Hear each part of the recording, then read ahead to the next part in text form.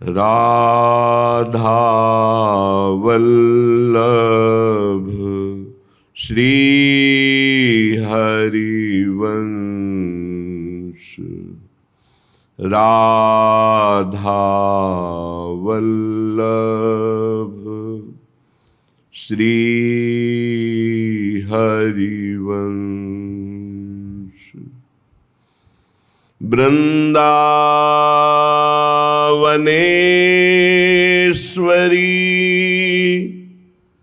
तवैव पदारविन्दं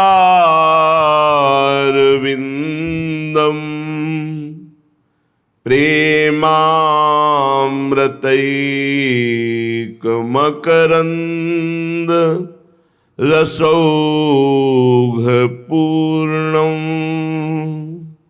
हृद्यर्पितं मधुपते स्मरतापमुग्रं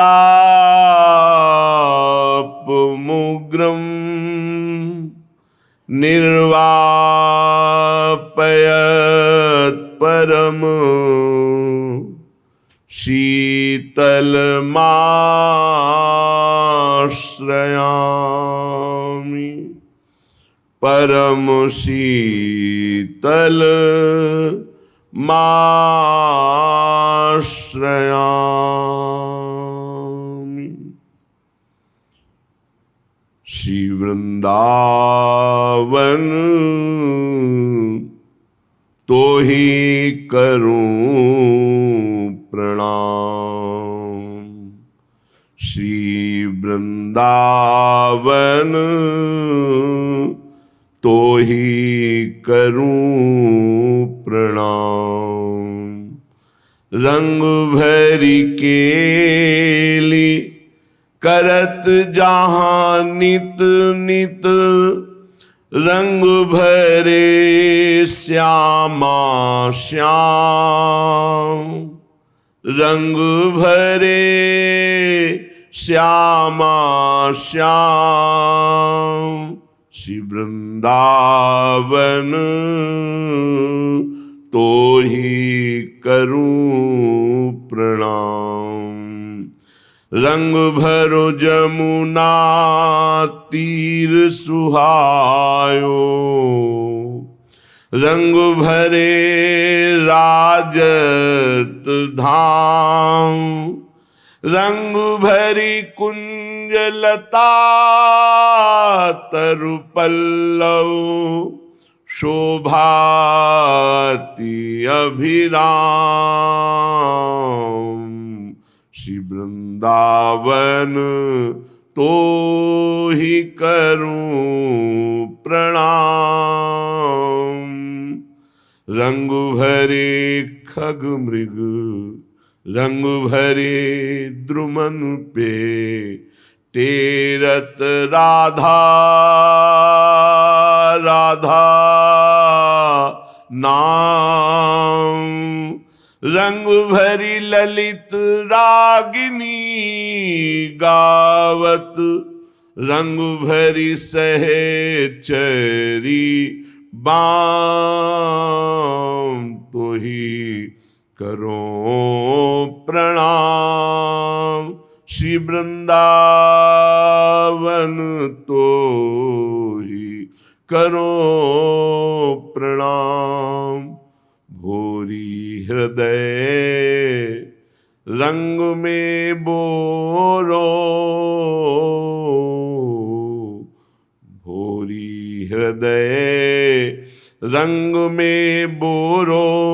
देहु प्रेम निष्काम, हे रंग भर श्यामा श्याम। देहु प्रीति निष्काम। श्री वृंदावन तो ही करूं प्रणाम। सबसे प्रथम परम धाम निज महल चैतन्य घन स्वरूप, आनंद कंद को भी आनंद प्रदान करने वाला महामहिम श्री वृंदावन धाम आपको बार बार प्रणाम करते हैं।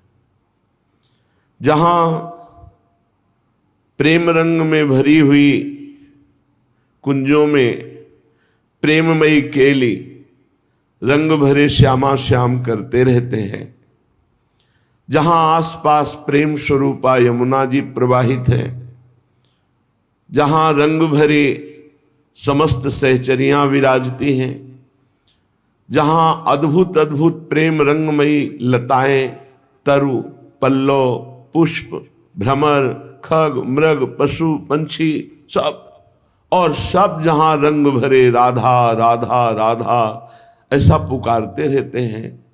यहाँ के पत्तों से भी राधा नाम की ध्वनि, यहाँ के खग, मृग, पशु, पंछी सब राधा यश गायक है।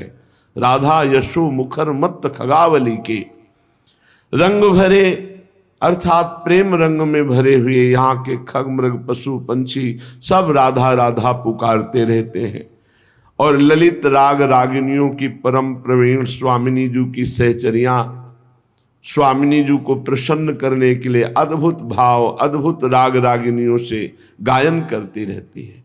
भोरी सखी कहती, हे वृंदावन, हे वृंदावन के खग, मृग, पशु, पंछी, हे वृंदावन की तरुलताओं, हे वृंदावन की यमुना महारानी, रसरानी, रजरानी, हम पर कृपा करो। हमें केवल प्रीति चाहिए प्रियालाल की, और कुछ नहीं। मेरा हृदय व्याकुल होकर श्यामा श्याम के लिए प्रतिपल तड़पता रहे, रोता रहे, ये प्रीति चाहिए।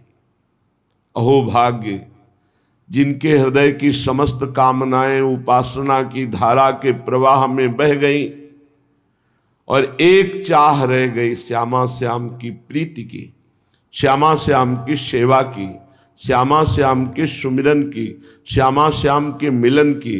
अहो भाग धन्याति धन्य हो गया। पर ये प्रीति हमारे हृदय में कैसे उत्पन्न हो? ये तो परम पवित्र रात दिन प्रियालाल के धाम में रहकर प्रियालाल की उपासना बड़ी अद्भुत रीति से कर रहे हैं भोलानाथ जी, भोरी सखी। तो इनके हृदय में तो प्रीति है ही। अपने अधम जो इंद्रियों के विलास में विचर रहे हैं, कैसे प्रीति हो प्रियालाल से? तो श्रीपाद प्रबोधानंद जी कह रहे हैं, त्वयि कृत कुकर्म कोटेरपि चांडालान महा अधमस्यास्य। चिंता नहीं करनी। कह रही यदि तुमसे त्वयि कृत, तुम्हारे जो कर्म है वो कुकर्म कोटेरपि, करोड़ों प्रकार से पापमय ही है, और सबसे नीच पुरुषों द्वारा भी धिक्कार योग्य तुम्हारे कर्म हैं, तो भी तुम्हें अब चिंता नहीं करनी। यदि हमारी बात तुम्हारे कान तक पहुंच रही है तो तुम्हें चिंता नहीं करनी। ईशोपि नैव शरणम, ईश्वर की कभी शरण नहीं हुई, कभी नाम जप नहीं किया, करोड़ों कुकर्म किए और नीच पुरुषों द्वारा भी धिक्कार योग्य है, ऐसा भी है। तो कह रहे हा वृंदारण्य किम विधास्यसि में, क्या आपके पास मेरे कल्याण करने के लिए विधान नहीं? अर्थात ऐसे भी पुरुष का परम कल्याण श्री धाम वृंदावन कर देगा। विश्वास मानो, धाम में अपार सामर्थ्य है। जैसे जंग भरे लोहे में कभी ऐसी कामना ही नहीं हो सकती कि किसी राजा महाराजा का मुकुट बनकर लगे, लेकिन पारस के स्पर्श से वो ये सौभाग्य प्राप्त कर लेगा। ऐसे ही आलय बन बसत संग पारस के आयस कनक समान भयऊ। जैसे लोहा जंग भरा पारस के स्पर्श से स्वर्ण जैसा बनकर चमकने लगता है और आभूषणों के काम में आता है। भला लोहा स्वर्ण जैसा कैसे बन सकता था? ये पारस का चमत्कार। तो ये धाम का प्रभाव कि जो करोड़ों कुकर्म करने वाला वो नरक जाएगा, जो कभी भगवान का शरणागत नहीं हुआ, कभी भजन नहीं किया, केवल पापाचरण और नीच पुरुषों द्वारा भी धिक्कार योग, ऐसे कुछ कर्म हैं जिन कर्मों को नीच पुरुष भी धिक्कारते हैं कि धिक्कार है, यद्यपि मैं पापी हूं लेकिन ये मुझसे बड़ा पापी है, क्योंकि ये निकृष्ट कर्म कुछ ऐसे हैं जैसे बाल हत्या, सोते हुए पुरुष की हत्या, गर्भ हत्या, ब्रह्म हत्या, ये ऐसे बड़े बड़े पाप हैं जिन्हें नीच पुरुष भी कहते हैं इनको नरक में भी ठौर नहीं मिलेगी, अर्थात नारकी पुरुष भी उसको धिक्कारते हैं। यदि ऐसा भी पुरुष, ये कमाल की बात, चमत्कार की बात, धाम का आश्रय और वास स्वीकार कर ले तो श्रीपाद प्रश्नवाचक करते हैं वृंदावन से कि वृंदावन के आपके पास उसके कल्याण के लिए कोई विधान नहीं, अर्थात पक्का विधान है। धाम के वास मात्र से पहाड़ के पहाड़ पाप ऐसे भस्म होते हैं जैसे एक दिया सलाई लगा दे तो पहाड़ लगा हो रुई का तो वो भस्म हो जाता है। ऐसे धाम के वास से, धाम चिदानंद है, कोई जड़ देश नहीं है, ये चिदानंद है। जैसे प्रिया प्रीतम वैसे ही धाम, वैसे ही सहचरियां, वैसे ही लता खगमृग पशु पंछी यमुना जी सब ये चिदानंद वपु। अति दुर्लभ पद आसा वासाय साहितु दुर्घटा त्वयि में। यह सुनकर अब मेरे हृदय में दुर्लभ आशा जागृत हो गई, क्या? अखंड वृंदावन वास करूंगा। जब ये महिमा सुनी कि इंद्रियां जिसकी पापाचरण रत हैं, मन भी पापाचरण रत है, ऐसे गंदे आचरण की नीच पुरुष भी धिक्कार दे, कभी ईश्वर की शरण में नहीं हुआ, कभी चर्चा नहीं सुनी, कभी नाम जप नहीं किया, अगर ऐसा पुरुष भी वृंदावन वास करे अखंड, तो वृंदावन धाम उसे परम पद प्रदान कर देगा, इसमें कोई संशय नहीं। तो कह रहे हैं अति दुर्लभ पद आशा। अब हमारे हृदय में एक दुर्लभ आशा जागृत हो गई है कि मैं अखंड वृंदावन वासी बनूं, पर शाही तू दुर्घटा त्वयि में, किंतु मेरे जैसे के लिए तो बड़ा दुर्लभ है वृंदावन वास, क्योंकि न इंद्रियां पवित्र है, न मन पवित्र है, न व्यवस्था है। कैसे हो? कृत सर्वेंद्री शत्रुरहा, मेरी इंद्रियां ही मेरी दुश्मन है, मेरा मन ही मेरे दुश्मन है, गलत फंसा रहे हैं, गलत आचरण करवा रहे हैं। तो वृंदारण्य किम नुमे भविता, क्या वृंदावन मेरी आशा पूर्ण नहीं करेगा? मैं वृंदावन की शरण में हूं, अब तो वृंदावन ही मेरी आशा पूर्ण करेगा। सच्ची मानो, एक होता है व्यवस्था से वृंदावन वास, एक होता है वृंदावन की व्यवस्था से वृंदावन वास। बस केवल वृंदावन का आश्रय, तो आप देखो ये वृंदावन की व्यवस्था है, ये वृंदावन की व्यवस्था है। अगर अपनी व्यवस्था से रहते तो कितना बड़ा कर लेते, और वृंदावन की व्यवस्था से रहे तो देखो कैसे रख रहे। कोई भी ये मत सोचो कि मेरे पास व्यवस्था नहीं है तो वृंदावन कैसे व्यवस्था करेगा, जैसे हमारी की ऐसे करेगा, पक्का मान लो। पर भरोसा दृढ़, परीक्षा में पक्का। परीक्षा क्या? अब प्राण त्याग देंगे लेकिन वृंदावन नहीं छोड़ेंगे। संपूर्णता, जोर से हाथ पकड़ लिया कि अब तुम जाने की सोचोगे भी तो हम तुम्हें नहीं जाने देंगे, ऐसे वृंदावन प्रकटता है। ये कोई ना सोचे कि हमारी व्यवस्था नहीं तो वृंदावन कैसे बात। जिनके पास व्यवस्था है उनसे बढ़िया व्यवस्था वृंदावन करेगा। बस धैर्य रखो। किसान भी फसल बोता है तो 6 महीने में तैयार होती, सिंचाई और सब मेहनत कर। आप धैर्य रखो, थोड़ा ठोकरें खाओ, फुटपाथ का सेवन करो, इधर उधर जैसे समय व्यतीत करो, रो हा वृंदावन।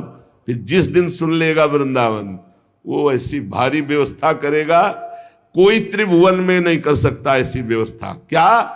शरीरवास की व्यवस्था, भजन की व्यवस्था, प्रियालाल के मिलन की व्यवस्था, प्रियालाल के समीप पहुंचाने की व्यवस्था, अनंत जन्मों की बिगड़ी बना देता है श्री धाम वृंदावन। बड़ा कृपालु है।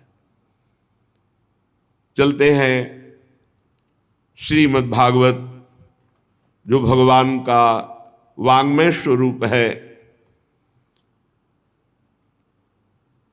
सवेद धातु पदवीं परस्य दुरंत वीर्यस्य रथांग पाणे यो मायया संततयानुवृत्त्या भजेत तत्पाद सरोज गंधम। जो मुरली मनोहर भगवान श्री कृष्ण का आश्रय ले लेता है, अनंत शक्ति अनंत पराक्रम सावेद धातु पदवीं परस्य दुरंत वीर्यस्य रथांग पाणे। कोई आज तक ऐसा नहीं हुआ कि संपूर्ण रूप से भगवान की सामर्थ्य को, बल को और महिमा को जान सके। इसीलिए वेद भी स्वयं नेति नेति कहते हैं, नाइति, इतना ही नहीं है। इसीलिए भगवान अनंत महिमा में जो उनका ज्ञान, जो वैराग्य, जो बल, जो ऐश्वर्य, जो प्रेम, वो आज तक कोई था नहीं पा पाया। भगवान सारे जगत के रूप में भी हैं और इससे परे भी हैं। उनके स्वरूप को, उनकी लीला को उतना ही वो जान सकता है जितना भगवान जनाते हैं। संपूर्णतया तो भगवान भी अपनी महिमा को पूर्ण रूप से नहीं जानते। जैसे नाम की महिमा के लिए कहा गया, कहूं कहां लगी नाम बड़ाई, राम न सकत नाम गुण गाई। ऐसे प्रभु का रूप, ऐसी प्रभु की लीला, ऐसे प्रभु के अनंत महिमा। स्वयं भगवान ही तो शेष जी के रूप में है। अनंत महिमाशाली भगवान शेष ही है भगवान, और महिमा 2000 जिह्वा से वर्णन करते रहते, पार नहीं पाते। स्वयं भगवान की ही बुद्धि शक्ति से तो सरस्वती जी प्रकट हुई, लेकिन वो भी महिमा का पार नहीं पाती। स्वयं भगवान ही अपौरुषे वेद के रूप में प्रकट हुए, पर वेद भी नेति नेति कह रहे अनंत महिमा श्री भगवान की है, जो नित्य निरंतर निष्कपट भाव से भगवान के चरणों का आश्रय लेकर नाम जप करता है और सेवा करता है। सोई जाने जे देहु जनाई। भगवान स्वयं उसको फिर अपनी महिमा जनाते, जितना उतना ही पार पाता है। जैसे मच्छर से लेकर गरुण जी तक अनंत महिमाशाली आकाश में उड़ते पर कोई पार नहीं पाया, ऐसी अपनी अपनी बुद्धि के अनुसार, भगवत प्रदत्त बुद्धि के अनुसार भगवान की लीला महिमा, नाम महिमा, धाम महिमा, गुण महिमा, रूप महिमा का सब ऋषियों ने गान किया। पर इतना ही है ऐसा नहीं, अनंत महिमा है। ध्यान देने योग्य बात है, जो नित्य निरंतर निष्कपट भाव से भगवान का नाम जप करता है, भगवान के चरणों का आश्रय लेकर उनकी सेवा भावना में, वो धन्य धन्य हो जाता है। अनंत महिमा, अनंत पराक्रम, अनंत ज्ञान, अनंत प्रेम, ऐसे भगवान उसके अधीन हो जाते हैं जो निष्कपट भाव से, मोहि कपट छल छिद्र न भावा, निष्कपट भाव से भगवान के लिए भगवान का भजन करना, इसे निष्कपट भाव कहते हैं। सरल शब्दों में, भगवान से कुछ चाहना ये अलग बात हो गई, भगवान को चाहना ये अलग बात हो गई। भगवान के लिए भगवान का भजन करना, भजन के लिए भजन करना, भजन किए बिना जिया नहीं जाता, भजन किए बिना रह नहीं सकते, ये है निष्कपट भाव का भजन। भगवान के चरणों का आश्रय, निष्कपट भाव से निरंतर नाम जप और उनकी सेवा, इससे भगवान अधीन हो जाते हैं, अनंत महिमाशाली। सूत जी महाराज कह रहे, शौनकादि ऋषियों, आप लोग बड़े सौभाग्यशाली हैं, धन्य हैं, क्योंकि मानव जीवन विघ्न बाधाओं से भरा हुआ है। आज तुम मस्ती कर लो, कल मस्ती करने लायक नहीं रहोगे, ना शरीर रहेगा, ना समय रहेगा, ना व्यवस्था रहेगी। बड़ा विचित्र है, बड़ा विचित्र। ये मानव जीवन संघर्ष, विपत्ति, अपमान, दुख, दुविधा से भरा हुआ है। संसार में तुम्हें दुख, दुविधा, संघर्ष से केवल एक बचा सकते हैं, भगवान श्री कृष्ण। क्योंकि उन्हीं से ये प्रचंड माया शक्तिशाली है, उन्हीं की शक्ति से। तो जो अनिर्वचनीय प्रेम भगवान से प्राप्त हो गया तो ना दुख, ना दुविधा, ना संघर्ष, ना विपत्ति, सब आनंदमय हो जाता है। पर ये प्रेम नाम जापक, भगवद आश्रित, भगवत सेवा परायण, उसी को प्राप्त होता है। 3 बातें खास: भगवान का आश्रय, नित्य निरंतर नाम जप और भगवत सेवा। बढ़िया बढ़िया आनंदमय जीवन हो जाएगा, परमानंदमय जीवन। फिर इस जन्म मरण रूपी संसार के भयंकर चक्र में तुम्हें नहीं आना पड़ेगा। सूत जी महाराज कह रहे, हे ऋषियों, आप बड़े सौभाग्यशाली हैं, आपका जीवन धन्य है। 3 बातें पकड़ लो, पकड़ लो।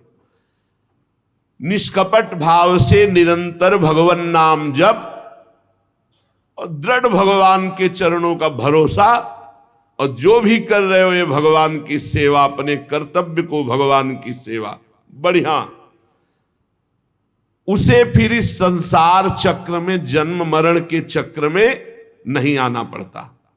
बैठा लो हृदय में। हे ऋषियों, ऋग्वेदी शौनक जी और 88,000 ऋषि ये सब बैठे हुए। ये जो हम आपको सुना रहे हैं, ये भगवान श्री सुखदेव जी ने परीक्षित जी को सुनाया है। शौनक जी ने कहा, महाराज किस स्थान पर ये कथा श्री सुखदेव जी ने परीक्षित जी को सुनाई, कारण क्या था? मुनि श्रेष्ठ श्री कृष्ण द्वैपायन भगवान व्यासदेव जी ने इस परमहंस संहिता की रचना की।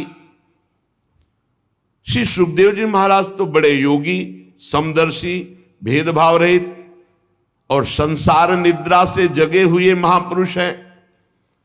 वो प्रायः ऐसे छिप करके चलते हैं कि लोग उनको पागल समझते हैं। बड़ी ऊंची स्थिति श्री सुखदेव जी महाराज की। एक बार जब व्यास जी पीछे पीछे जा रहे थे सुखदेव जी के, तो वहां नदी में कुछ युवतियां स्नान कर रही थी। तो आगे सुखदेव जी दिगंबर निकले तो उनको कोई लज्जा नहीं आई, पर वस्त्र पहने जब व्यास जी निकले तो सब झट से बाहर आकर वस्त्र धारण कर लिया। आश्चर्यचकित होकर के व्यास जी ने उन युवतियों से पूछा, ऐसा भेद क्यों? मेरा जवान पुत्र 16 वर्ष की अवस्था दिगंबर, तुम्हें कोई संकोच नहीं, लेकिन मेरे को वयोवृद्ध को देख करके, वस्त्र धारण किए हुए को देखकर लज्जा क्यों? तो उनका, महाराज आपकी ज्ञान दृष्टि अमोघ है, पर आपकी दृष्टि में अभी स्त्री पुरुष है, परंतु आपकी पुत्र की दृष्टि में ब्रह्म के सिवा कुछ नहीं है।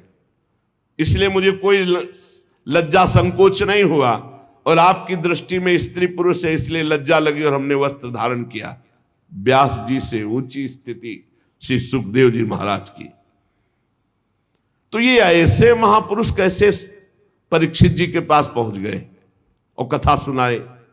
क्योंकि ऐसे उच्च कोटि की अवस्था को प्राप्त, जो अवधूत वेश में पहचाने ही न जा सके, तो कुरजांगल देश में जाना, हस्तिनापुर में, फिर वहां जड़वत व्यवहार वाले महापुरुष को पहचान लेना, पांडवनंदन राजर्षि परीक्षित, ऐसा सौभाग्य कैसे उदय हुआ कि महान परमहंस श्री सुखदेव जी उनको उपदेश दिए। महाभाग मैं सुनना चाहता हूं। श्री सुखदेव जी गृहस्थों के घरों में अगर कभी भिक्षायाटन के लिए गए तो बहुत विनय करने पर उतनी देर रुके जितनी देर गाय दुही जाती, इससे ज्यादा कभी नहीं रुके। फिर 7 दिन रुककर कथा सुनाला ऐसे महापुरुष को। सूत जी हमने सुना है, अभिमन्यु नंदन महाराज परीक्षित भगवान के बड़े प्रेमी भक्त थे। उनके जन्म में भी बड़ा आश्चर्यमय प्रसंग घटा। ये पांडव वंश के गौरव बढ़ाने वाले सम्राट थे, भला इनको शाप क्यों मिला? ऐसे भगवत प्रेमी, ऐसे धर्मात्मा राजा, और फिर ये सर्वस्व त्याग करके आमरण अनशन व्रत लेकर गंगा किनारे बैठ गए। अरे महाराज परीक्षित इतने बलवान राजा थे कि शत्रु पक्ष के राजा इनके चरण रखने की चौकी में आकर रत्नों के ढेर समर्पित करते थे। इन्होंने दुस्त्यज लक्ष्मी परिवार का मोह त्याग कर गंगा किनारे भूखे प्यासे रहकर प्राण त्यागने की इच्छा की। मुझे लगता है कि जो भगवान के आश्रित हैं, संसार के परम कल्याण अभ्युदय समृद्धि के लिए ही वो जीवन धारण करते हैं, उनका अपने शरीर से कोई स्वार्थ नहीं रहता, फिर वो शरीर त्याग की बात क्यों सोचे? ये मैं जानना चाहता हूं। सूत जी आपको वेदवाणी छोड़कर अन्य समस्त शास्त्रों का पूर्ण ज्ञान है, इसलिए इस समय जो हम आपसे प्रश्न कर रहे हैं आप कृपा करके बताइए। सूत जी ने कहा इस समय वर्तमान चतुर्युगी के तीसरे युग द्वापर में महर्षि पराशर के द्वारा वसुकन्या सत्यवती के गर्भ से भगवान का कलावतार योगीराज श्री कृष्ण द्वैपायन व्यास देव जी के रूप में जन्म हुआ। भगवान व्यास देव जी सूर्योदय के समय सरस्वती के पावन जल में स्नान करके फिर एकांत स्थान पर बैठे हुए थे। भगवान व्यास देव जी भूत भविष्य वर्तमान सब कुछ ऐसे देखते हैं वर्तमान की तरह, जैसे हथेली पे आंवला रखा हो चारों तरफ देख सके, ऐसे वो अनंत ब्रह्मांडों को देख सकते हैं। वो भूत भविष्य वर्तमान तीनों कालों के ज्ञाता है। बड़ी दृष्टि अचूक थी। उन्होंने देखा कि ये कलयुग सबकी बुद्धि भ्रष्ट करेगा, भगवत प्राप्ति में बाधा पहुंचा देगा, धर्म का ह्रास हो जाएगा, धर्म संकरता फैल जाएगी, वस्तुओं का पवित्रता और उनमें जो जीवनी शक्ति वो सब ह्रास होती चली जाएगी, संसार के लोग श्रद्धाहीन होते चले जाएंगे, सब शक्ति रहित होते चले जाएंगे, सबकी बुद्धि कर्तव्य का क्या ठीक ठीक निर्णय करने में असमर्थ हो जाएगी। ये कलयुग वर्ण और आश्रम व्यवस्था को भंग कर देगा। देख लो कर रहा है। लोगों की भाग्यहीनता बढ़ती चली जाएगी। दिव्य दृष्टि से देखकर संसार का कैसे मंगल हो, यह विचार। महापुरुषों का हृदय एक बात में ही केवल दुखी होता है कि कैसे संसार भगवत प्राप्त हो जाए, कैसे जीव दुख से पार होकर आनंद समुद्र भगवान में डूब जाए। व्यास जी सोच रहे कि वेदोक्त चातुर्होत्र कर्म लोगों का हृदय शुद्ध करने वाला है। इस दृष्टि से हमने यज्ञों का विस्तार किया। एक वेद के 4 भाग किए, ऋग्वेद, यजुर्वेद, सामवेद, अथर्ववेद। इतिहास पुराणों की रचना की जो 5वां वेद। ऋग्वेद को पैल ऋषि, सामगान को जैमिनी ऋषि, यजुर्वेद के एकमात्र स्नातक वैशंपायन जी, अथर्ववेद में दरुण नंदन सुमंत मुनि जी। इतिहास और पुराणों में उग्रश्रवाजी कह रहे मेरे पिता रोमहर्षण जी।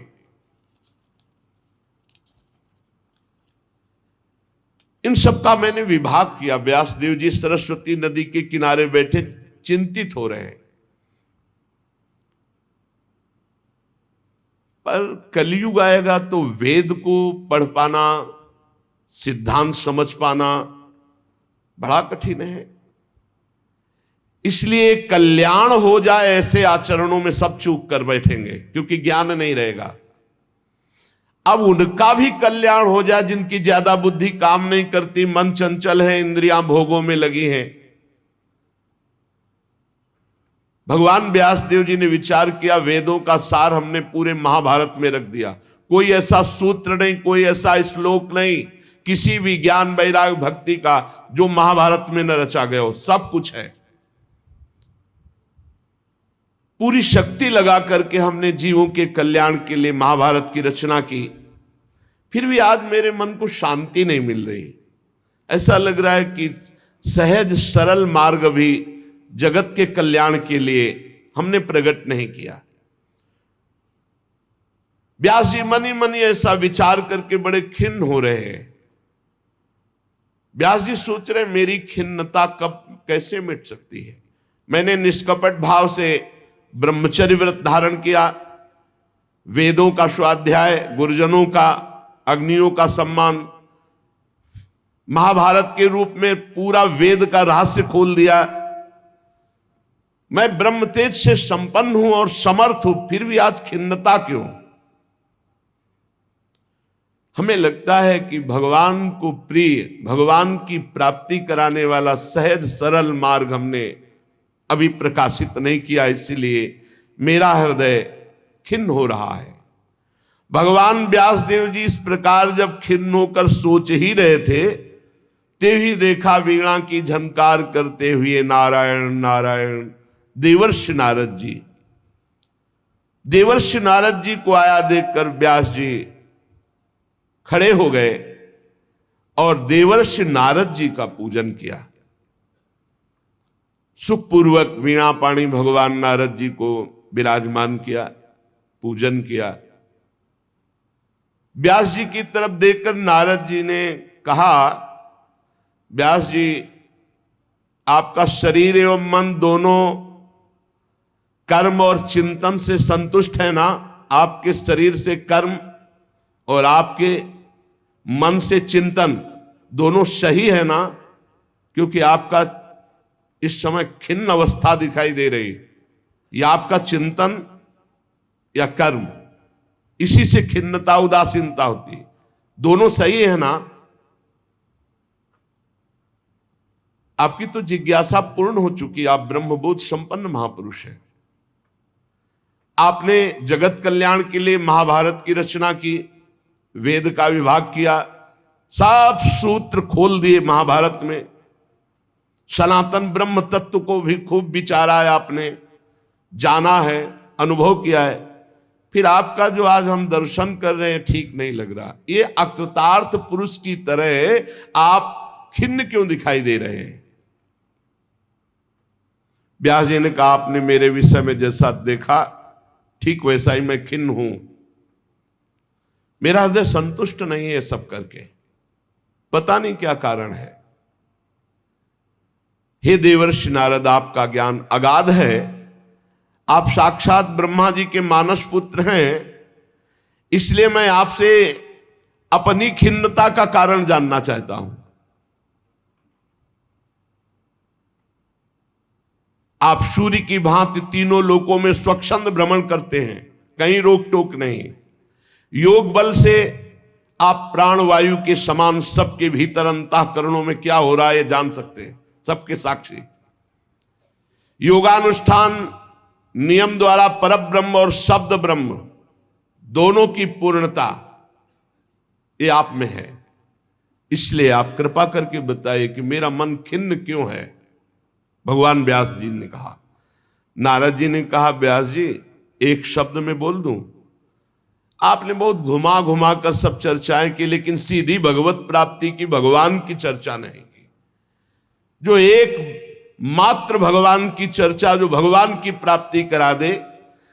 इसलिए भवतानुदित प्रायम यशो भगवतो अमलम ये नई वासौ न तुष्येत मन्ने तद दर्शनम खिन्नम।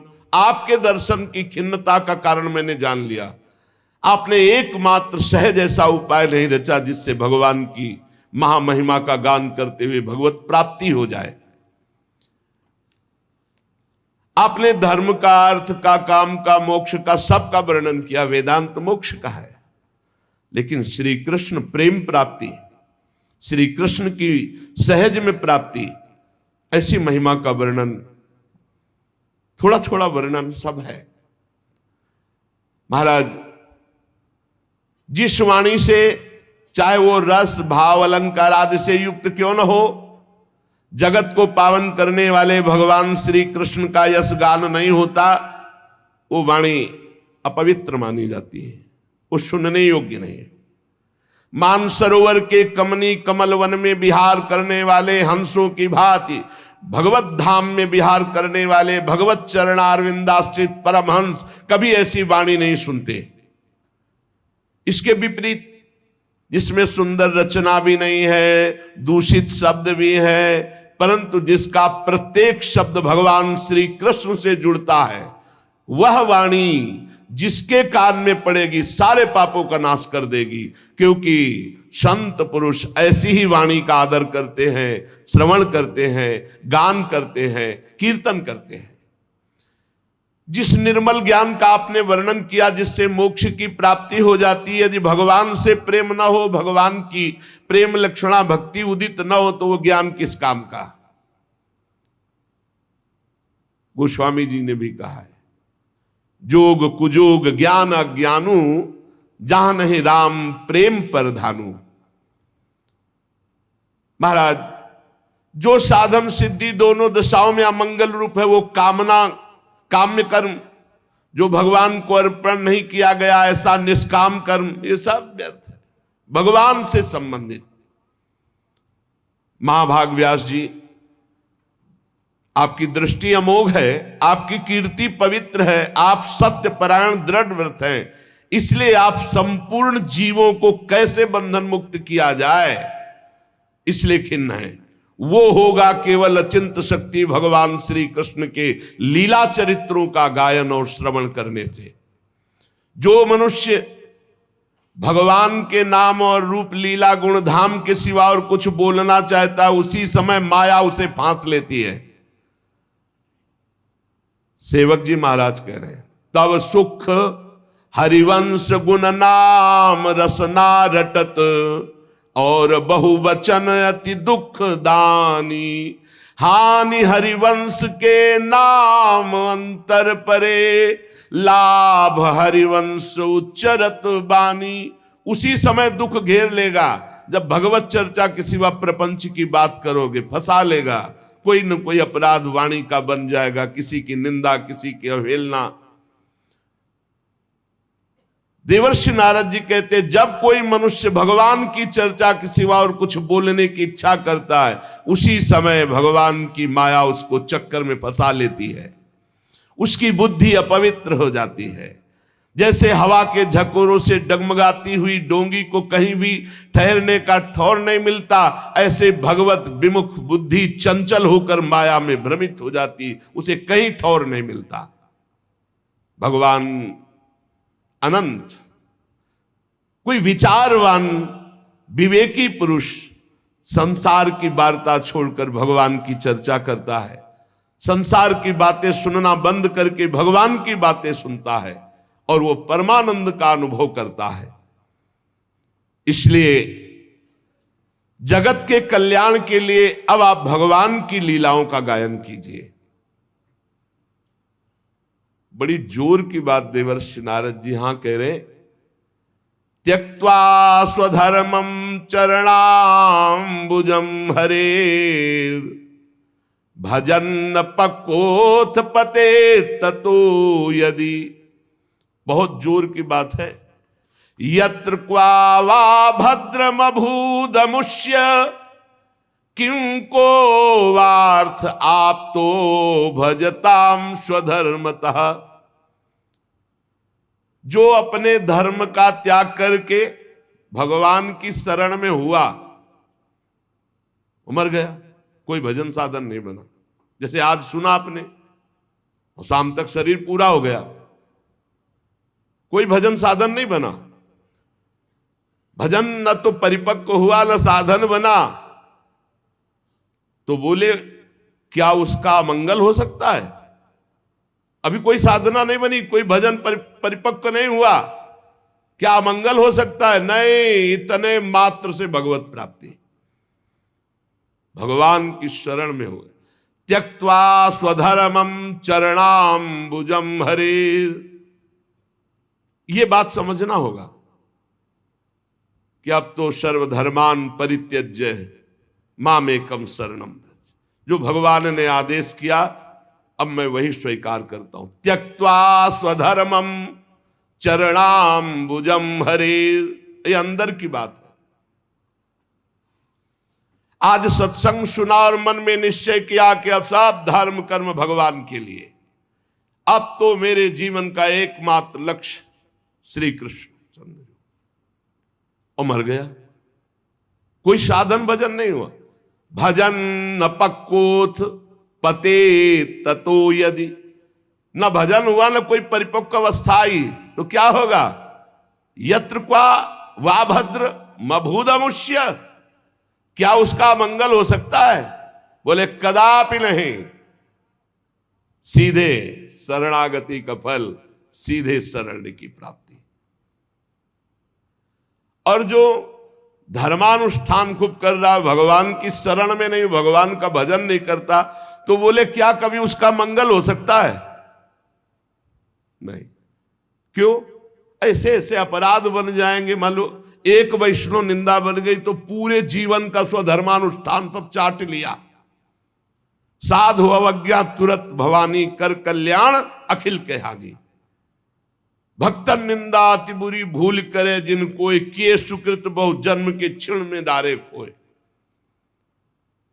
कौन सा लाभ मिल जाएगा यदि हरि से विमुख होकर धर्मानुष्ठान करता है और हरि के शरणागत हो गया, सब धर्मों को भगवान के चरणों में समर्पित कर दिया और शरीर छूट गया, कोई भजन परिपक्व नहीं हुआ, तो भी उसे भगवत प्राप्ति होगी, क्योंकि वो भगवान की शरण में। त्यक्त्वा स्वधर्मम चरणाम्बुजम हरेर, भजन न पक्कोथ पते ततो यदि। पक्का नहीं हुआ, सिद्ध नहीं हुआ, कुछ नहीं, शरीर छूटा भगवान को। क्यों? भगवान की शरण में था।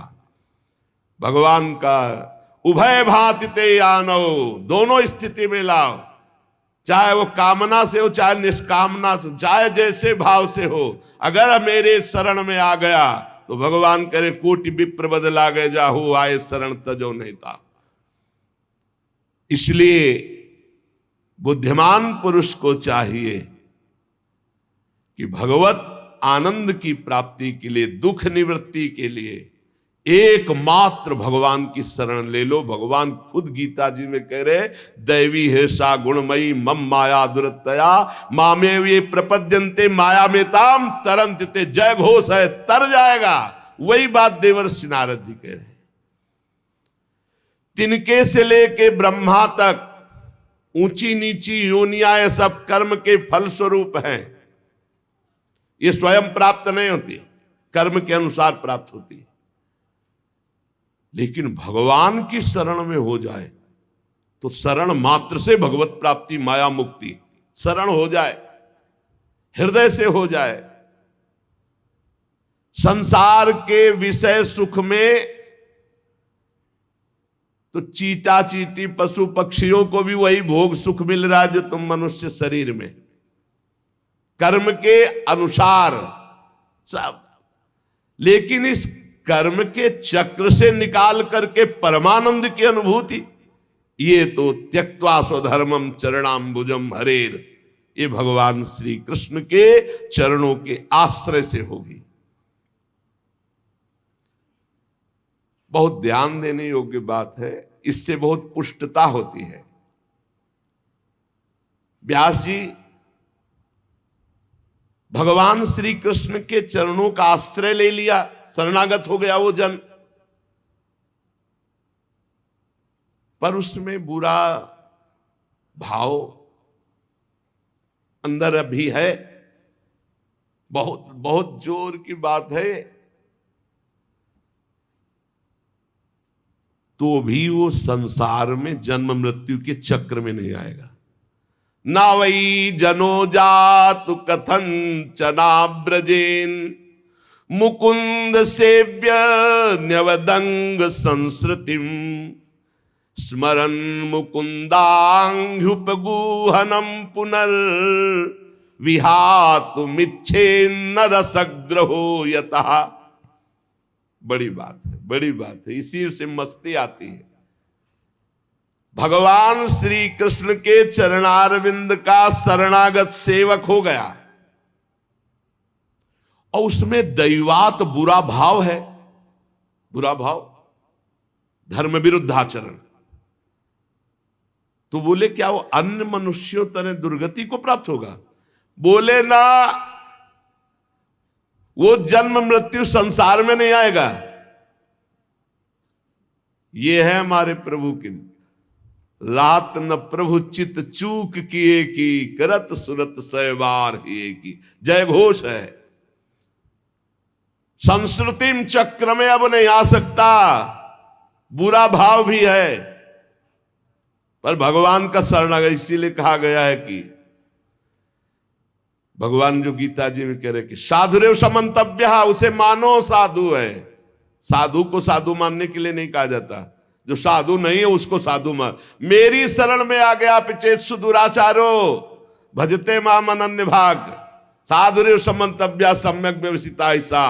अब वो दुराचारी गति को नहीं जाएगा, वो मेरे को प्राप्त होगा। यह है भगवान की शरणागति। ओहो, सब सिद्धांत एक तरफ, भगवान की करुणा एक तरफ। व्यास जी जो भगवान श्री कृष्ण के चरणारविंद की शरण में आ गया,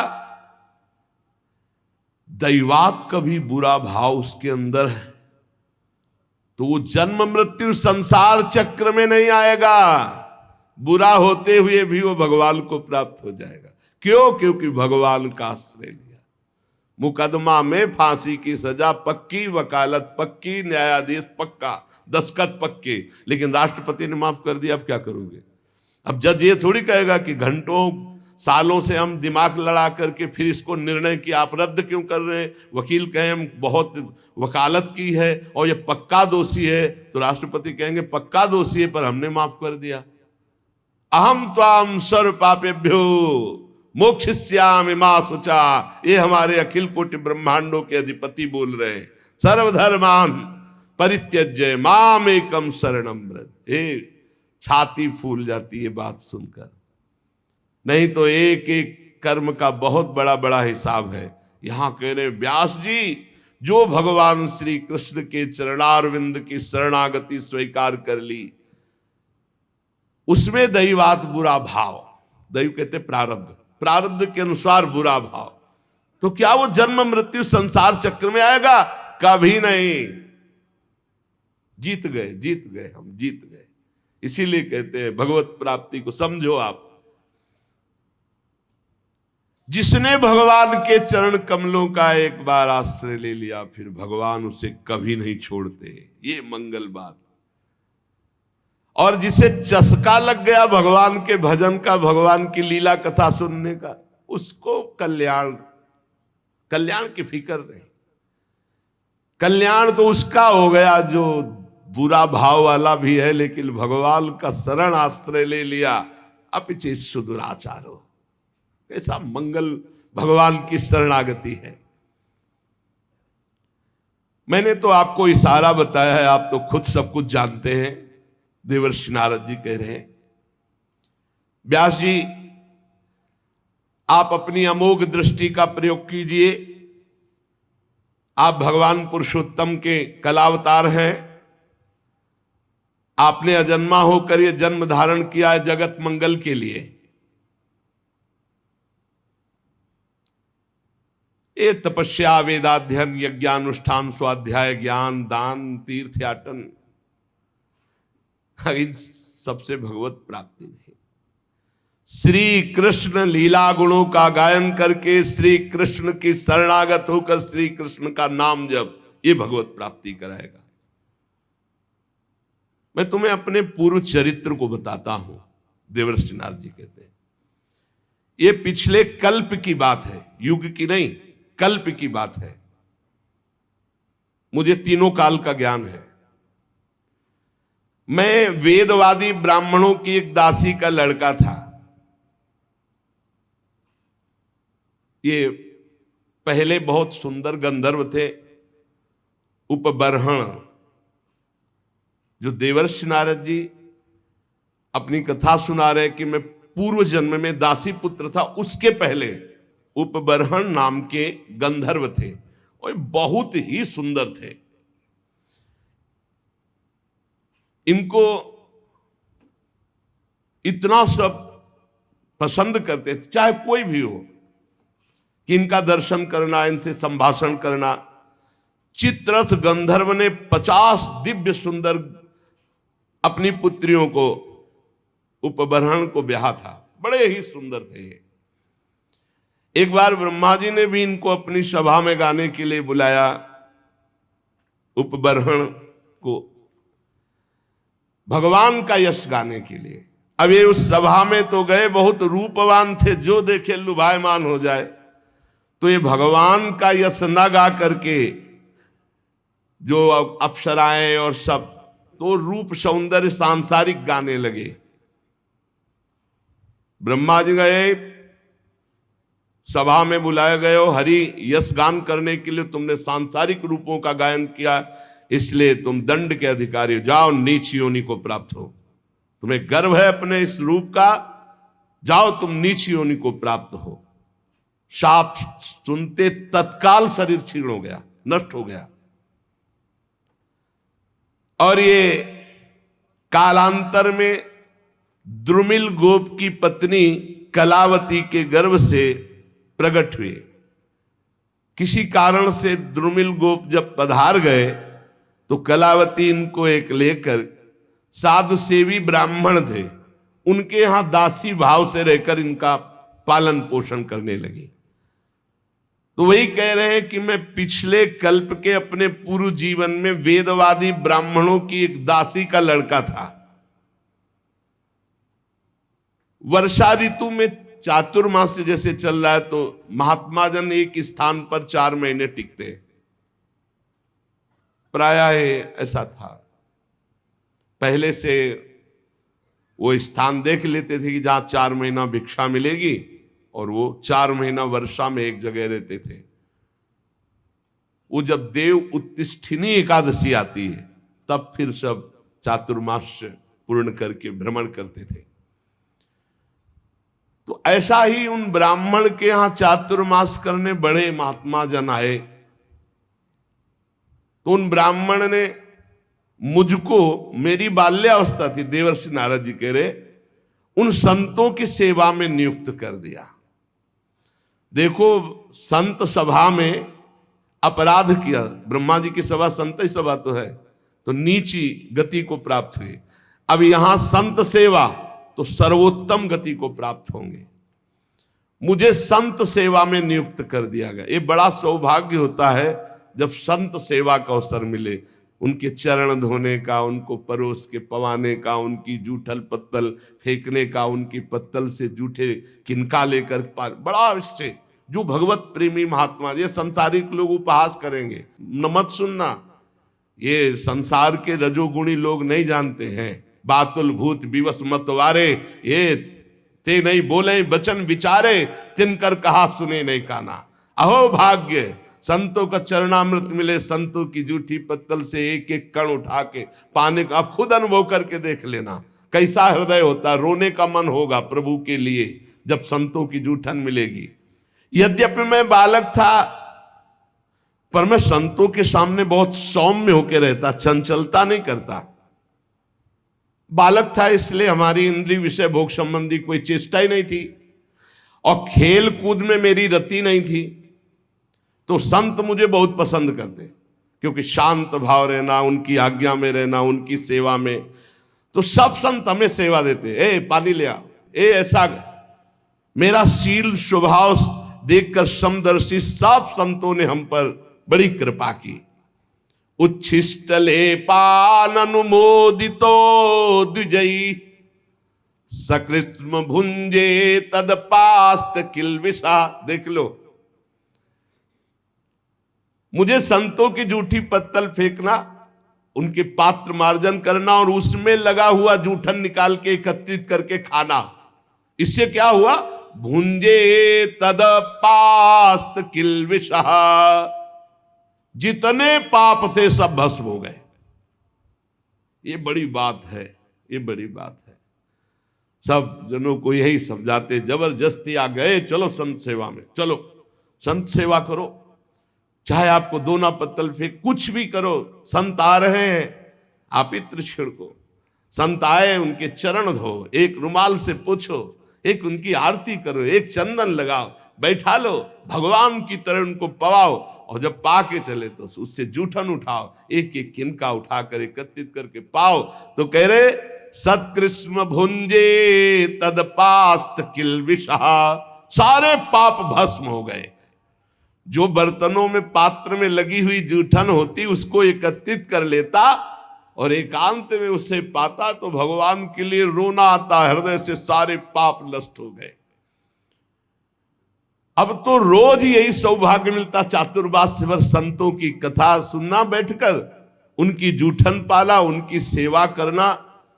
तो मेरी भगवान श्री हरि में अपार रुचि हो गई, रुचि, पूरा जीवन व्यतीत हो जाता है। उद्देश्य श्री भगवान भले हो लेकिन रुचि भोग रहती है, रुचि संसार रहती है, रुचि भगवान में हो गई।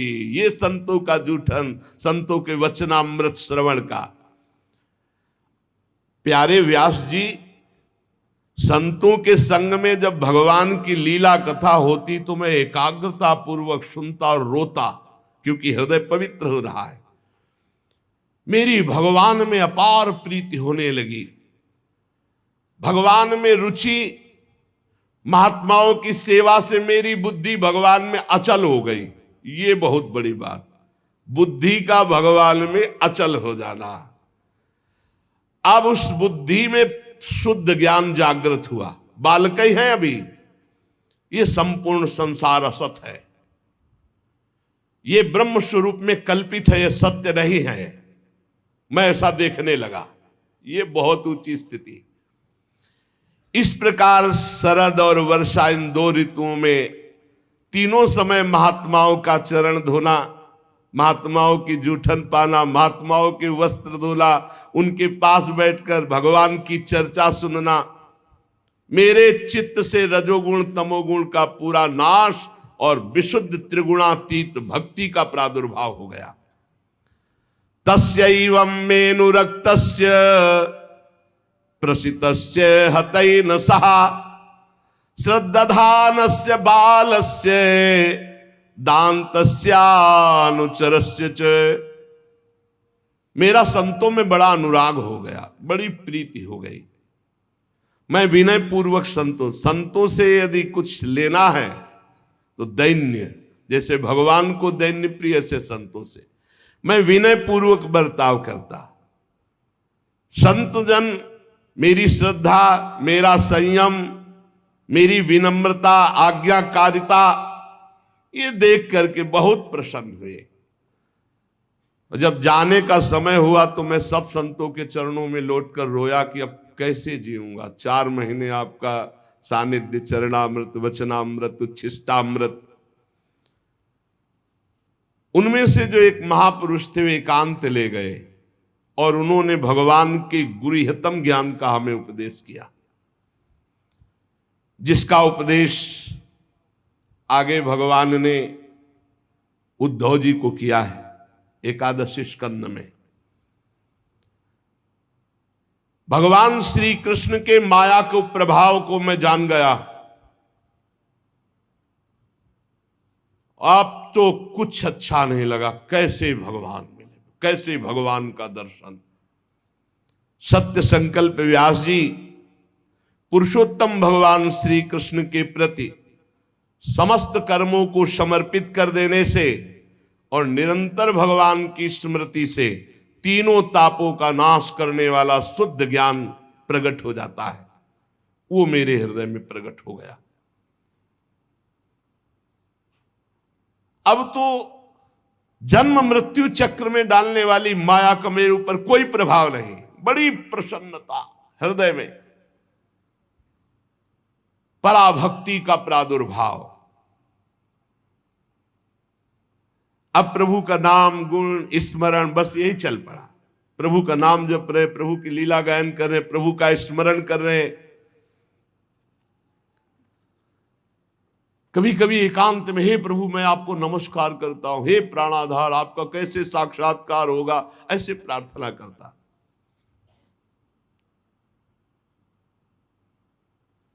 अब मुझे संतों की कृपा से ब्रह्म ज्ञान और पराभक्ति भाव रूपा दोनों का परिचय प्राप्त हो गया था। व्यास जी ने कहा, नारद जी जब वो ज्ञानोपदेश देने वाले महात्मा जन चले गए तब फिर आपने क्या किया? उस समय आपकी अवस्था तो बहुत छोटी थी, फिर आपने अंतिम समय शरीर कैसे परित्याग किया? तो आप इस समय पूरी याद रखे हुए हैं, काल तो सब स्मृति का नाश कर देता है, आपको पूर्व कल्प की स्मृति कैसे? पीछे युग की नहीं, पूर्व कल्प की।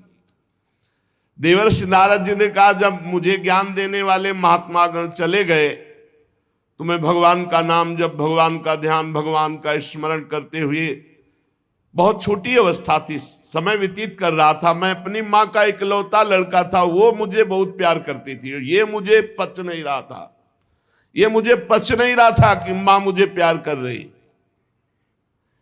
मैं ही उसका सहारा था, इकलौता लड़का। मैंने भगवान से प्रार्थना की, प्रभु मां के स्नेह पास से मुझे मुक्त करो। देखो, जननी जनक बंद सुत दारा, तन धन धाम सुहृद परिवारा, सबकी ममता ताग बटोरी, मम पद मनई बांध बर डोरी। मेरी योग क्षेम की चिंता मां बहुत करती, हर समय खाया कि नहीं खाया, ऐसा वैसा, और ये मुझे बहुत अखरता क्योंकि मेरे ध्यान में विक्षेप पड़ता। कठपुतली जैसे नचाने वाले की इच्छा के अनुसार नाचती है। भगवान व्यासदेव जी से देवर्षि नारद जी कहते हैं, संसार चक्र जिनसे चलता है वो ईश्वरों के ईश्वर भगवान श्री कृष्ण। मैंने भी सोचा भगवान का जब विधान कोई होगा तभी मुक्त हो पाऊंगा। अभी 5 वर्ष की अवस्था थी, मुझे देश काल का कुछ ज्ञान नहीं था। एक दिन मुझे सूचना मिली कि मेरी मां गौ दूहने के लिए घर से बाहर निकली थी, रास्ते में सर्प ने, काले सर्प ने डस लिया। अब सर्प का क्या दोष, पैर छू गया होगा, काल की प्रेरणा, उसने डस लिया। मां पधारी, मैंने सोचा महामंगल हो गया। ये लो, यह है भक्तों का हृदय। महामंगल में जोई जोई प्यारो करे, सोई मोहि भावे। अब तो कोई रोक टोक नहीं ना, कोई प्यार कर।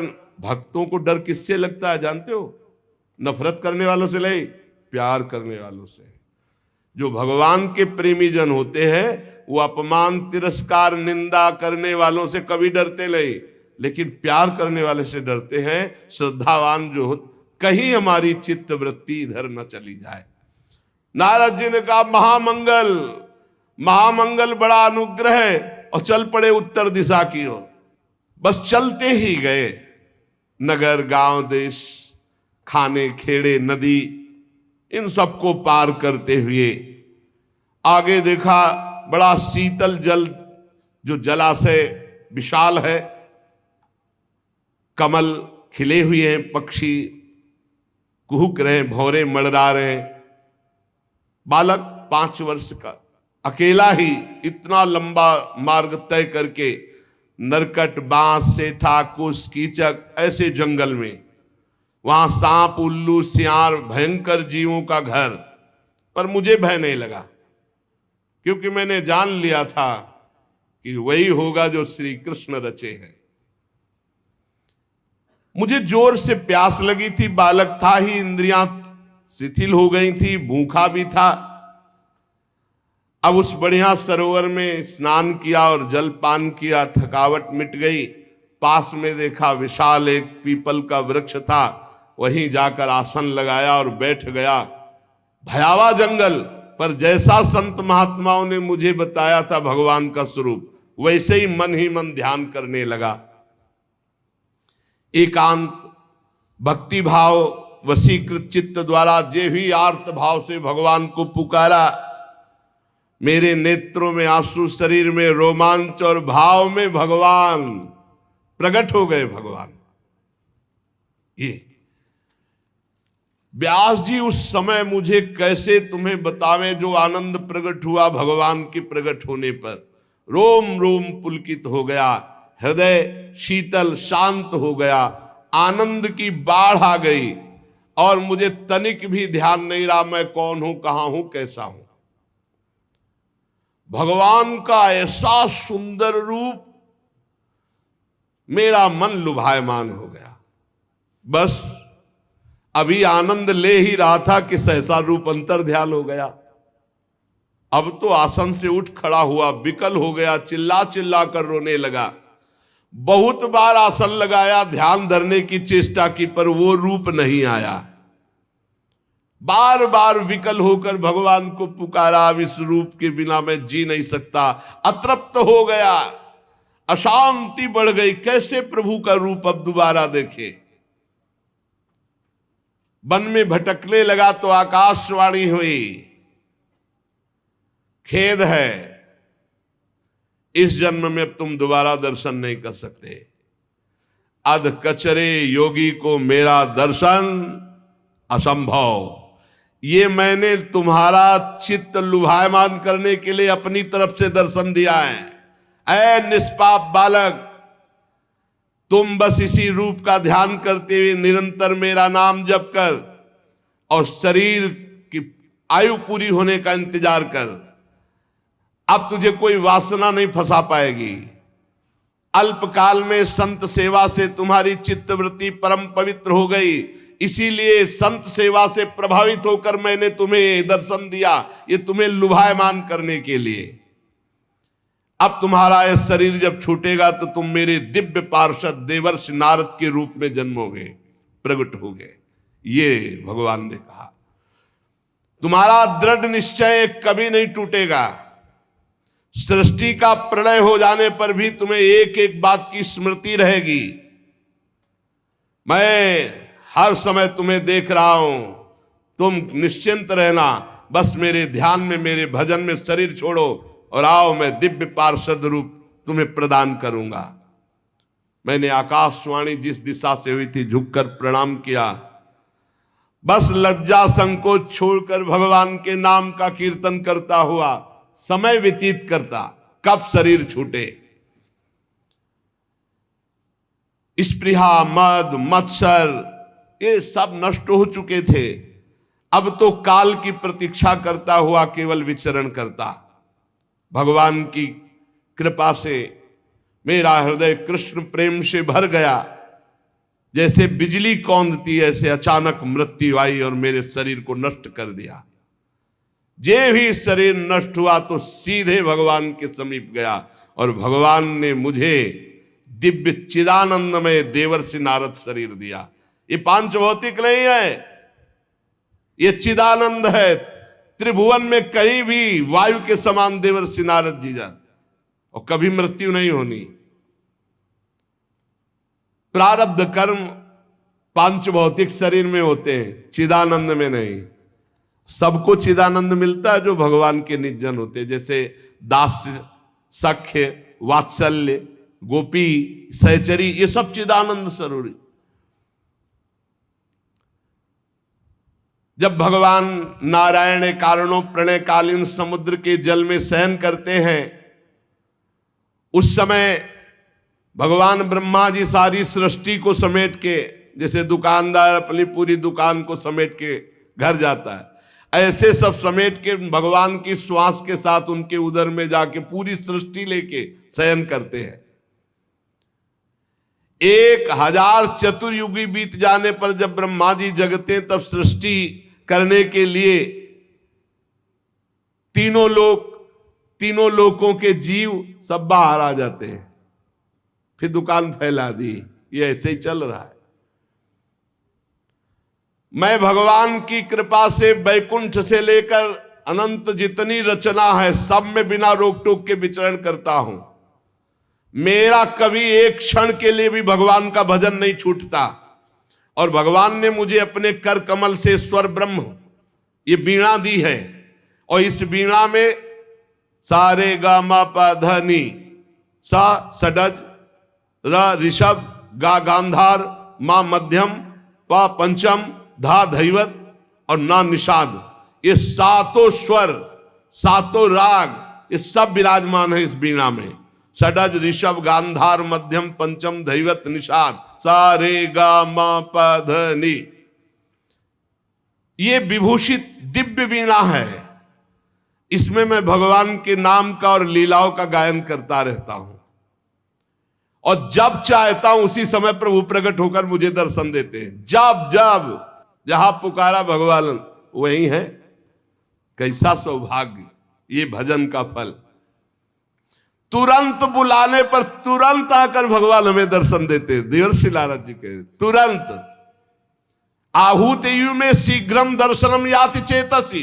हे कृष्ण, तो उसी समय, जिस समय पुकारा, तो कह रहे हैं आहूत यु में शीघ्रम दर्शनम याति चेतसी, उसी समय शीघ्रता पूर्वक भगवान आते हैं।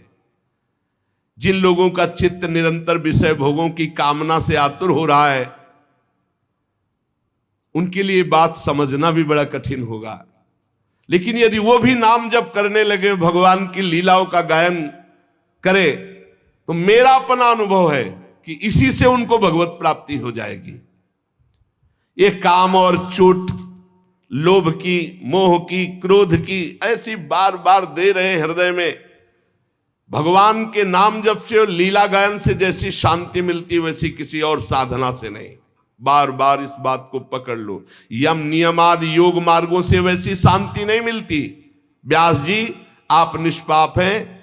आपने मुझसे जो कुछ पूछा था वो अपने जन्म और साधन का रहस्य और आपकी आत्मतुष्टि का उपाय मैंने बतला दिया।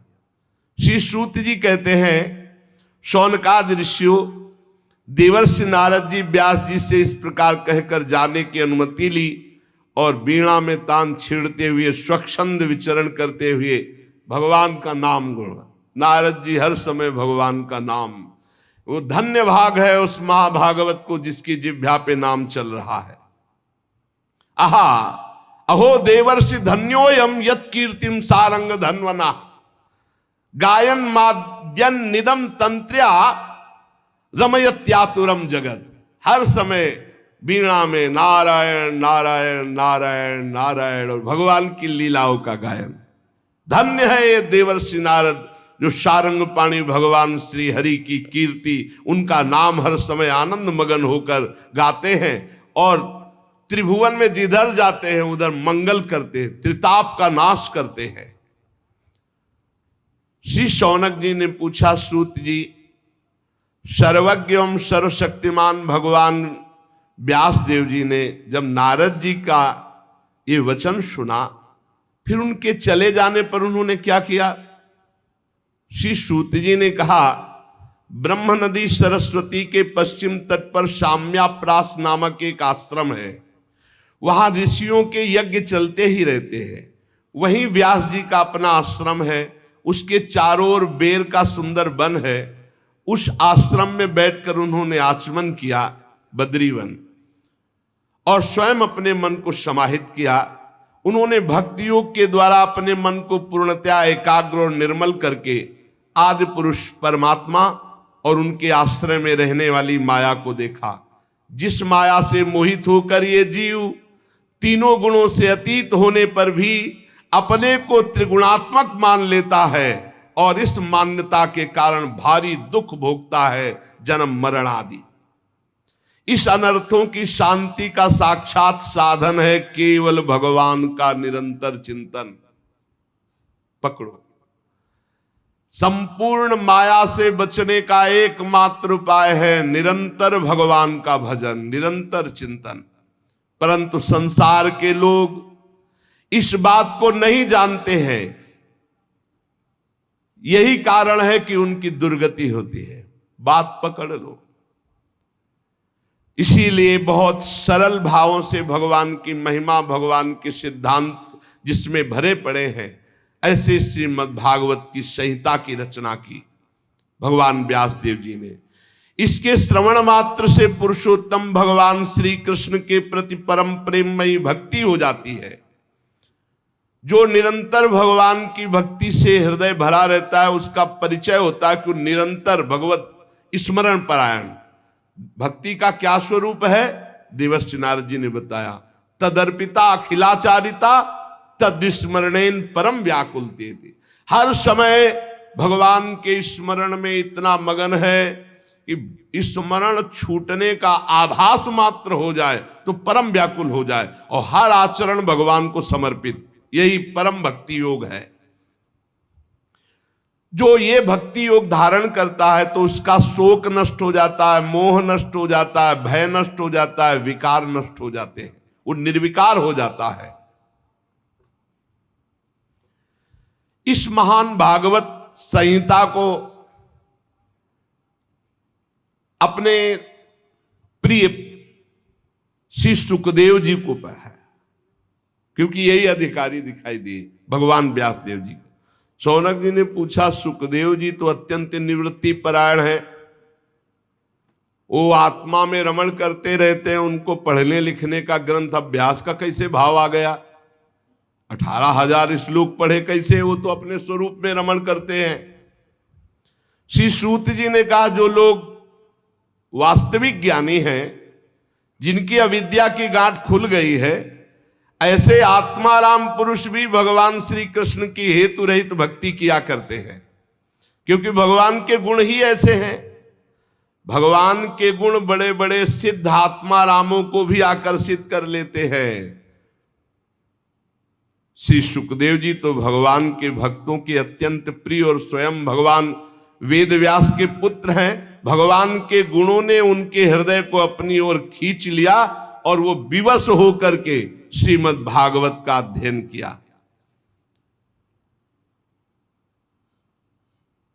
आपने प्रश्न किया था कि महाराज परीक्षित ने राज्य लक्ष्मी त्याग करके क्यों गंगा किनारे आमरण अनशन व्रत लिया। जिस समय महाभारत युद्ध में कौरव और पांडव दोनों पक्षों के बहुत से वीर वीर गति को प्राप्त हो चुके थे, भीमसेन की भयंकर गदा के प्रहार से दुर्योधन की जंघा टूट चुकी थी, तब अश्वत्थामा गया नजदीक और कहा, प्रिय मित्र, अब मैं तुम्हारा सेनापति हूं, तुम्हारी जरूर कमर टूट गई है, लेकिन तिलक करो, अब जितने बचे मैं पांडवों से सबका विनाश करूंगा। ऐसा ही हुआ। वो अपने स्वामी दुर्योधन का प्रिय कार्य समझकर जितने सो रहे थे सबको काट डाला था अश्वत्थामा ने। बहुत से वीर बचे थे, बहुत से वीरों को रात्रि में सोते समय सबको, धृष्टद्युम्न आदि सबको, और ये द्रौपदी के पुत्रों को पांडव समझकर काटा था। और ये भगवान ने बचाव पक्ष किया, पांडवों को उठा करके अपने शिविर की तरफ ले गए और वहां द्रौपदी के पुत्र सोए हुए थे, तो समझा कि ये पांचों पांडव, क्योंकि ज्यों के त्यों वैसे ही महारथी थे, ये सोते हुए सबको काट डाला। द्रौपदी के 5 पुत्रों के सिर काट करके दुर्योधन के पास लाया और कहा, मैं पांडवों का सर ले आया, देखो।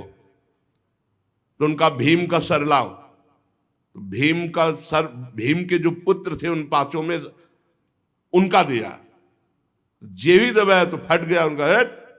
भीम का सर ऐसा नहीं होता। तब देखा कि ये तो पुत्र, अब तो कहा है तुमने तो हमारा सर्वनाश कर दिया, हमारे वंश का ही विनाश कर दिया।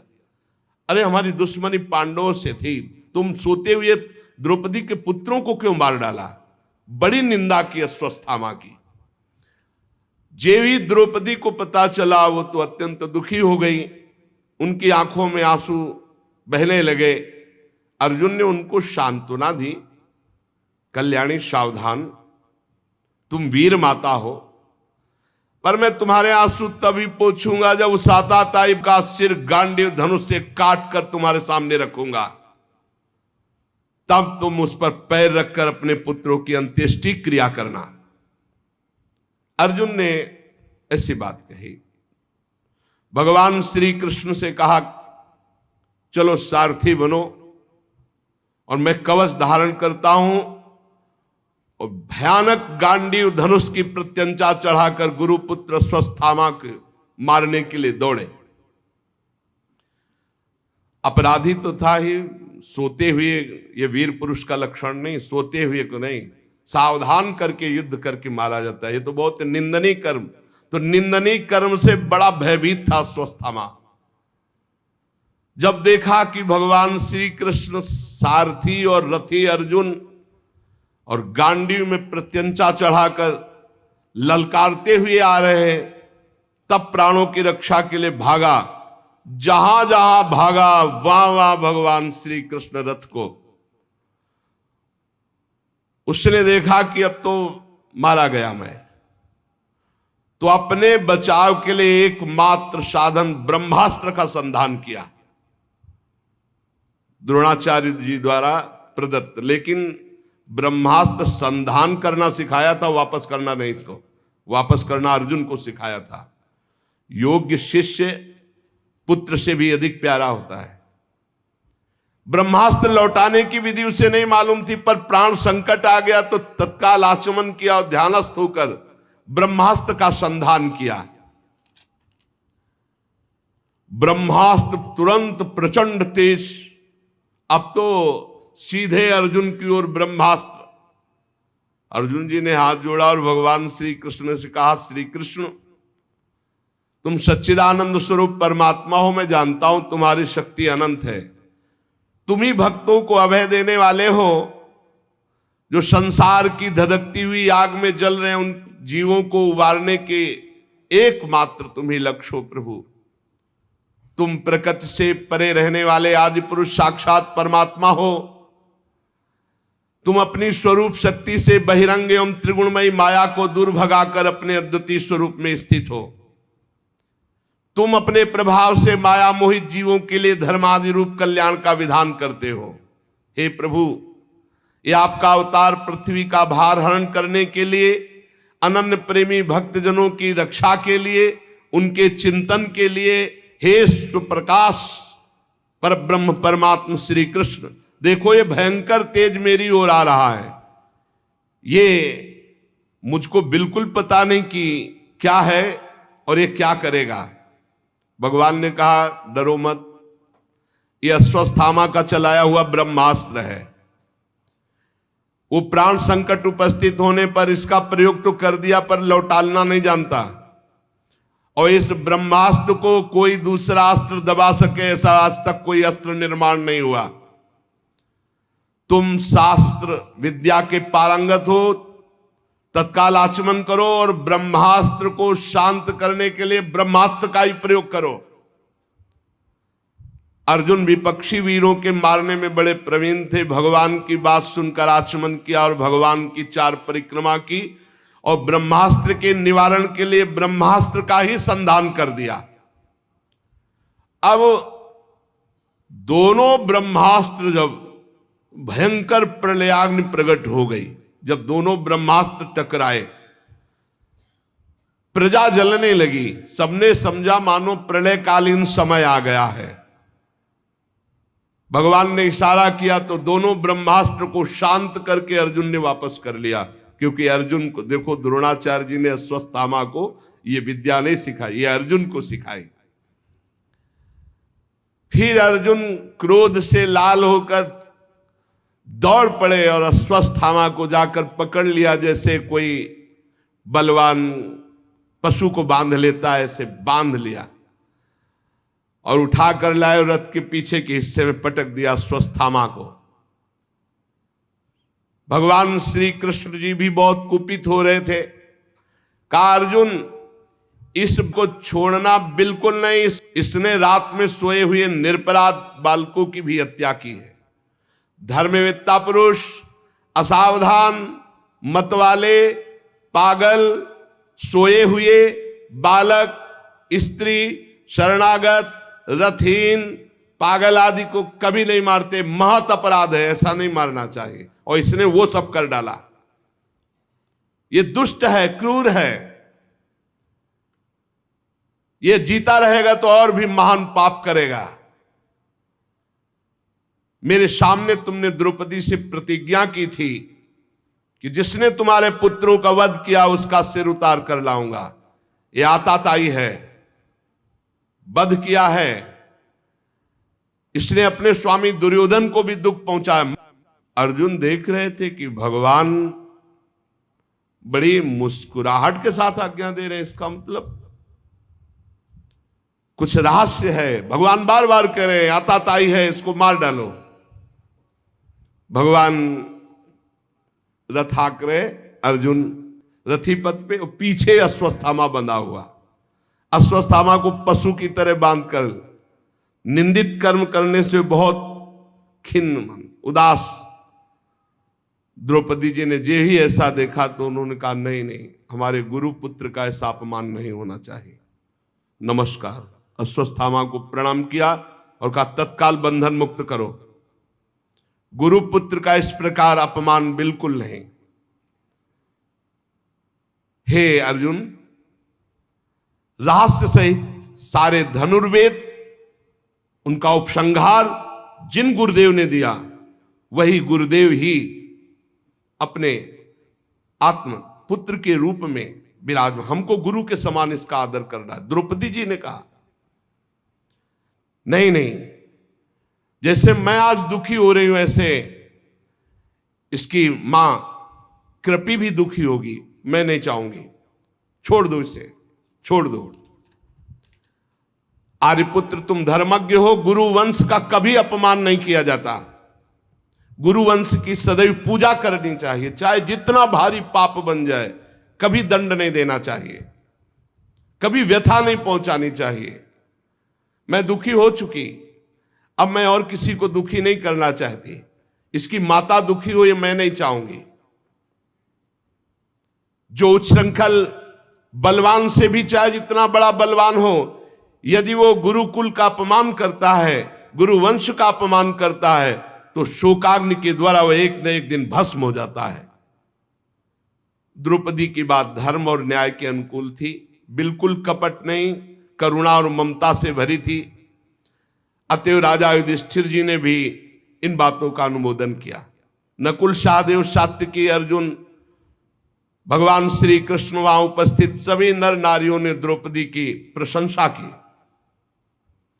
भीमसेन ने कहा कि ये सब बातें एक तरफ रखो।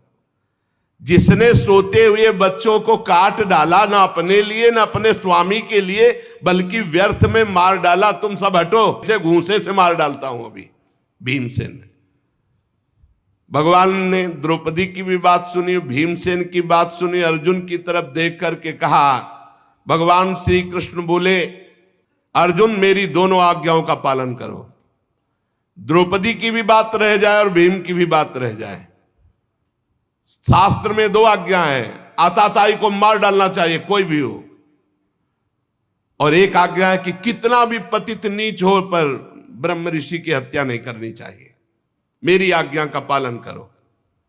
अर्जुन भगवान के हृदय की बात ताड़ गए, तलवार निकाली, वह अश्वत्थामा के सिर के बाल मूड़ दिए, ब्रह्ममणि थी उसको निकाल लिया। श्रीहीन तत्काल हो गया, ब्रह्म तेज रहित हो गया। रस्सी से उसके बंधन खोले और अपमानित करके निकाल दिया। जा, तुझे जीवन दान देते हैं। ये सबसे बड़ा अपमान मृत्यु तुल्य ही होता है। मूड़ देना, धन छीन लेना, कठोर वचन करके धक्का कर मारकर बाहर निकाल देना, यही मृत्यु तुल्य दंड भी है और मारा भी नहीं, दोनों बातें हो गई। अब अंत्येष्टि क्रिया अपने पुत्रों की पांडवों ने की, जलांजलि अर्पित की, गंगाजल में स्नान किया। भगवान श्री कृष्ण और धौम्य आदि मुनियों ने पवित्र इतिहास सुनाकर उनको सांत्वना प्रदान की।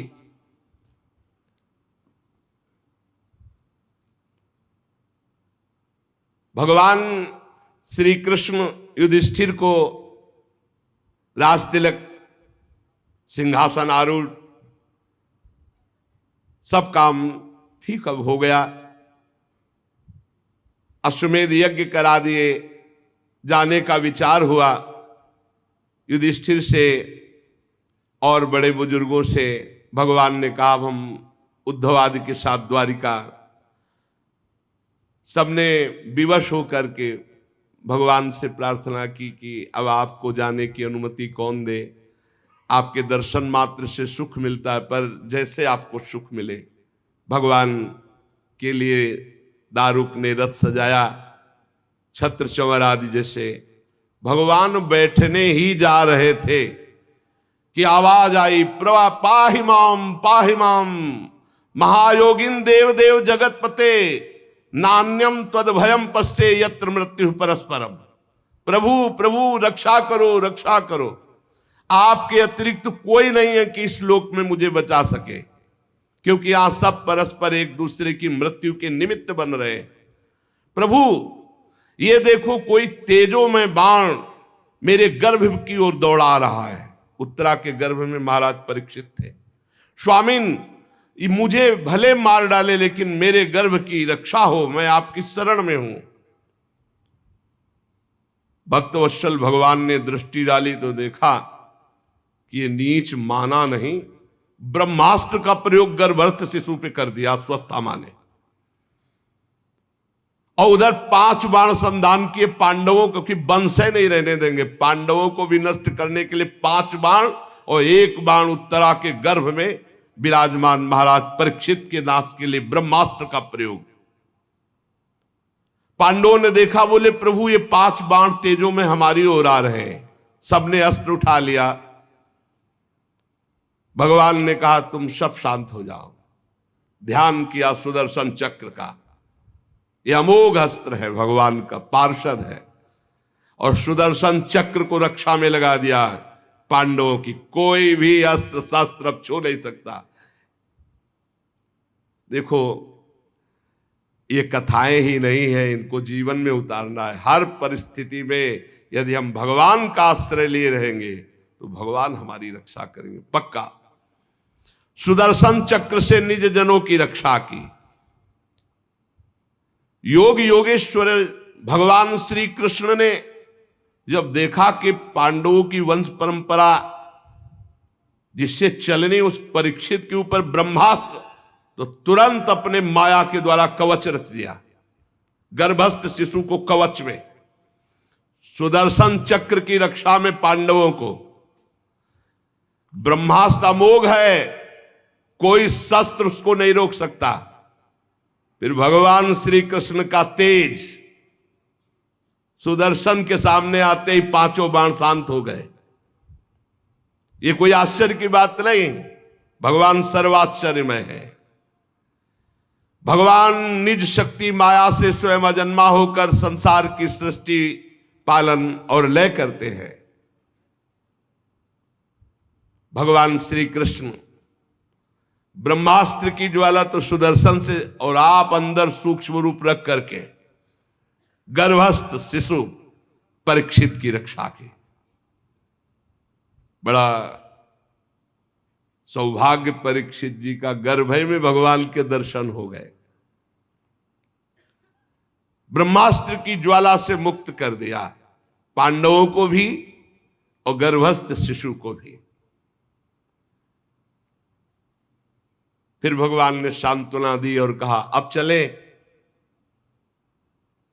जब कुंती जी ने देखा कि भगवान जा रहे हैं, भगवान के समीप आई और भगवान से स्तवन करने लगी।